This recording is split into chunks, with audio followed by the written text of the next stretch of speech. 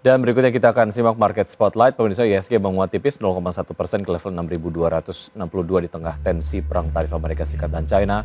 Kemudian barang baku memimpin penguatan sektoral naik 2,8% dan saham konglomerasi AMMN, BRMS, dan Brand menguat menjadi penopang pergerakan dari IHSG di pekan lalu, di akhir pekan maksud kami. Kemudian agenda ekonomi pemirsa dari Indonesia ada data soal indeks kepercayaan konsumen di bulan Maret, kemudian juga cadangan devisa bulan Maret.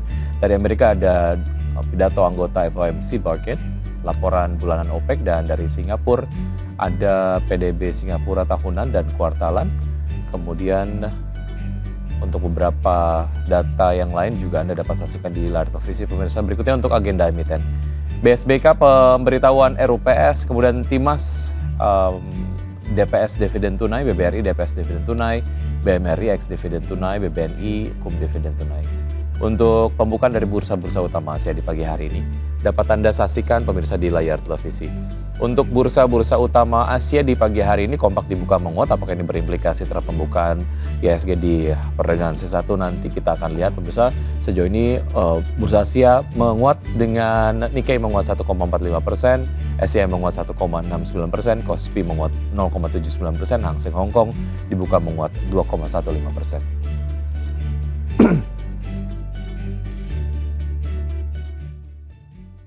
Hari ini juga akan ada IPO Fore, pemirsa. Nanti kita akan menuju ke Menho Bursa Efek Indonesia. Sebelumnya kita akan berbincang dengan Bapak Muhammad Nafan Aji Gusta Utama, Senior Market Analyst Mirai Aset Sekuritas Indonesia. Selamat pagi Pak Nafan. Selamat pagi Mas Wiki, selamat pagi pemirsa Index Channel. Ya, terima kasih sudah bergabung bersama kami di Market Bus. Semoga sehat selalu Pak Nafan. Bicara mengenai penguatan dari IHSG, sebetulnya ini adalah di pekan lalu tentu saja ya, di akhir pekan. Apakah Iya ini betul. sebetulnya adalah bagian dari volatilitas saja atau sebetulnya ada optimisme tersendiri yang menopang penguatan IHSG kemarin, dan most likely secara tren akan melanjutkan tren penguatannya karena mungkin kalau dilihat dari pembukaan bursa-bursa utama Asia pagi hari ini semuanya dibuka menguat. Apakah ini juga akan berlangsung di perdagangan hari ini Pak Nafan?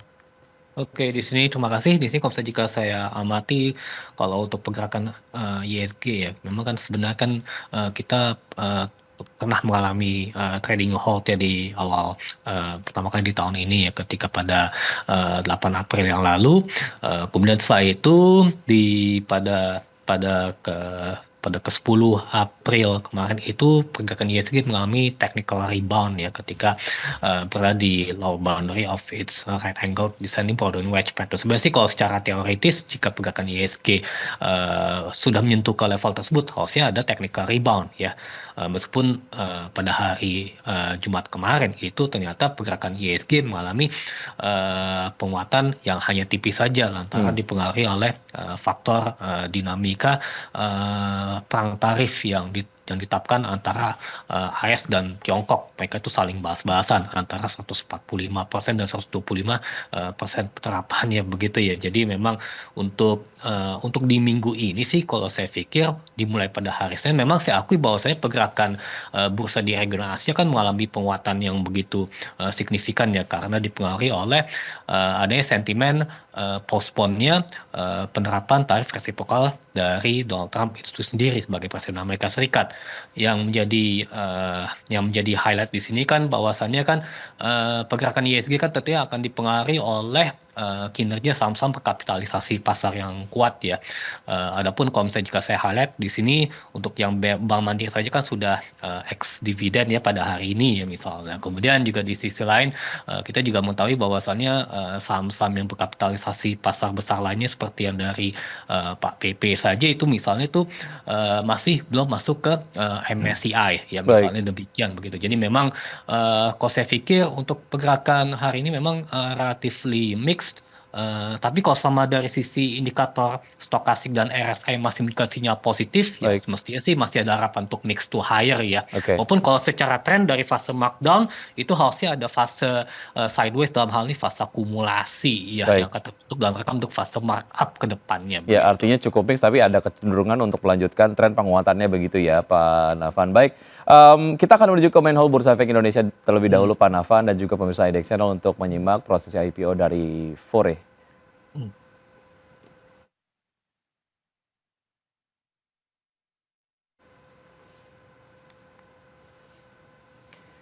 Ya, kami masih menunggu visual dari Bursa Efek Indonesia terkait dengan IPO dari Fore sendiri, pemirsa, di sektor retail yang kemudian menjual minuman kopi kekinian begitu ya. Untuk beberapa dari Anda sering kemudian menikmati produk-produk yang kemudian ditawarkan oleh Fore begitu, dan hari ini Fore akan melakukan IPO, dan bagaimana seremoninya kita akan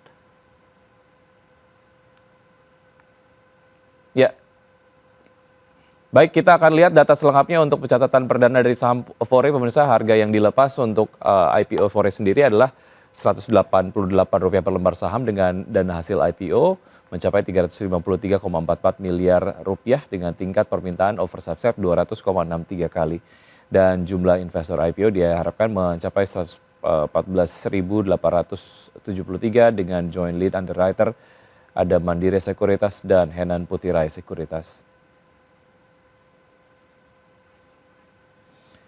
Pak Navan. Oke, ya, halo. Sambil menunggu visual dari Menhol Bursa Efek Indonesia, Pak Navan. Kalau kita lihat Fore ini seperti apa? Apa yang kemudian menurut Anda mungkin bisa menarik, bisa digali dari Fore? Ya, di sini kalau hemat saya di sini kan Fore ini kan merupakan perusahaan ya consumer non cyclicals ya untuk pergerakan untuk di bidang sektornya, sedangkan untuk bidang usahanya tuh adalah terkait dengan industri kopian ya. Dalam hal ini kedai kopi. Kalau saya melihat secara kinerja fundamental di sini penjualan netonya juga mengalami penaikan yang ya 2 kali lipat lebih ya. Ini yang saya lihat ya, sehingga dari sisi kinerja bottom line-nya itu berhasil tercipta laba bersih ya, dari sebelumnya itu mengalami net loss untuk per 30 Septembernya begitu kan.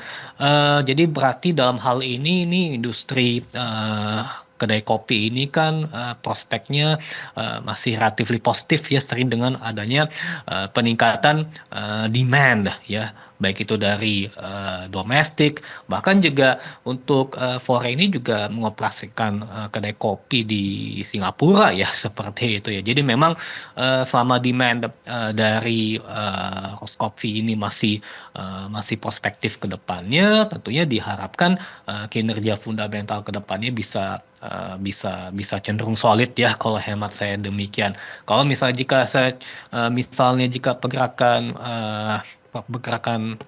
Fore ini mengalami penguatan pada hari ini ya, Baik. didukung oleh volume ya, memang semestinya untuk trading ya itu juga masih bisa dipertimbangkan ya, Baik, misalnya. bisa dimanfaatkan untuk trading jangka pendek untuk Fore Seperti begitu itu. ya, Iya, karena mungkin kalau tidak diperkirakan. kena hara ya. Baik, oke. Pak Navan, semakin mari kita akan jeda sejenak, dan pemirsa tetap bersama kami akan segera kembali.